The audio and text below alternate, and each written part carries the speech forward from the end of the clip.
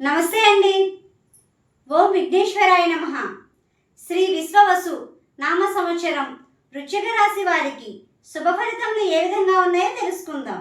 వృశ్చిక రాశిలోనికి వచ్చే నక్షత్రాలు: అనురాధ 1, 2, 3, 4 పాదములు, జ్యేష్ఠ 1, 2, 3, 4 పాదములు, విశాఖ 4వ పాదానికి చెందినవారు వృశ్చిక రాశిలోనికి వస్తారు.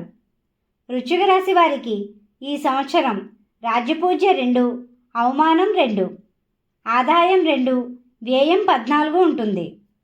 ఈ రాశివారు ఉత్సాహం మరియు సంతోషంగా ఉంటారు. తెలివి నైపుణ్యంతో వ్యవహరిస్తారు. ప్రతి విషయంలో కూలంకషంగా వ్యవహరించిన తరువాతే నిర్ణయాలు తీసుకుంటారు. ఆకర్షణీయంగాను మరియు ఎదుటివారిని ఆకట్టుకునే విధంగా ఉంటారు. అందరితో స్నేహభావంతో ఉంటారు.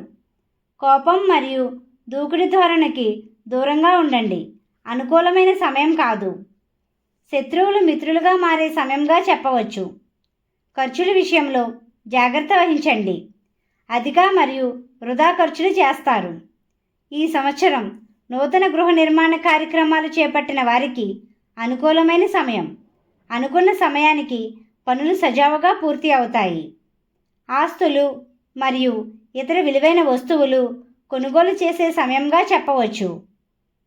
ఎప్పటి నుండో పెండింగ్లో ఉన్న స్థిరాస్తుల విషయంలో పరిష్కారం లభిస్తుంది.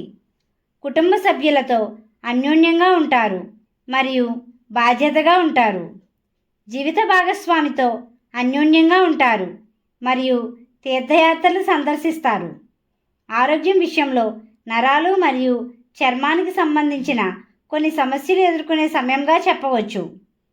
తీసుకునే ఆహారంలో జాగ్రత్త వహించండి. ప్రయాణాలు ఎక్కువగా చేస్తారు, తద్వారా అలసటికి గురవుతారు. ఆధ్యాత్మిక భావంతో ఉండవలసిన సమయం.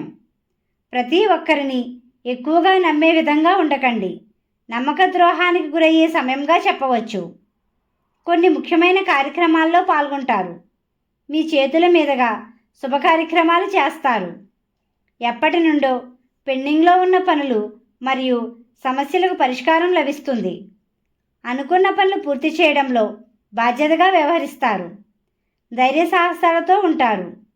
ఈ రాశివారు ఈ సంవత్సరం ఆదాయ మార్గాలు పెంచుకోవడానికి బాగా శ్రమిస్తారు. రుణ సమస్యలు ఉన్నవారు ధైర్యంగా ముందుకు సాగండి. మే 11 తరువాత మీ సమస్యలకు పరిష్కారం లభించే సమయంగా చెప్పవచ్చు. సమయానుకూలంగా ఉండండి.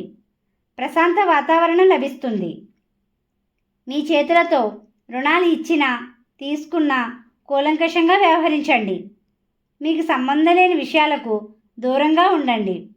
ఇంట్లో నుండి బయటకు వెళ్లే ముందు శ్రీరామనామాన్ని స్మరించండి.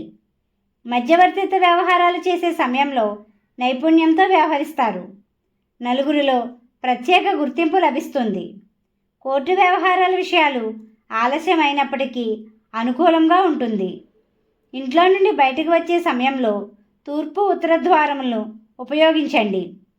ఉద్యోగస్తులకు ఒత్తిళ్లు ఉన్నప్పటికీ వాటిని తెలివి నైపుణ్యంతో అధిగమిస్తారు. ప్రమోషన్ల కోసం చూసే వారికి మే 24 తరువాత అనుకూలమైన సమయంగా చెప్పవచ్చు. ఉద్యోగ ప్రయత్నంలో ఉన్నవారు బాధ్యతగా ఉండవలసిన సమయం. అనుకున్న లక్ష్యాన్ని సాధిస్తారు. ప్రతి విషయంలో బాగా కష్టపడిన తరువాత మీకు ప్రతిఫలం పొందుతారు.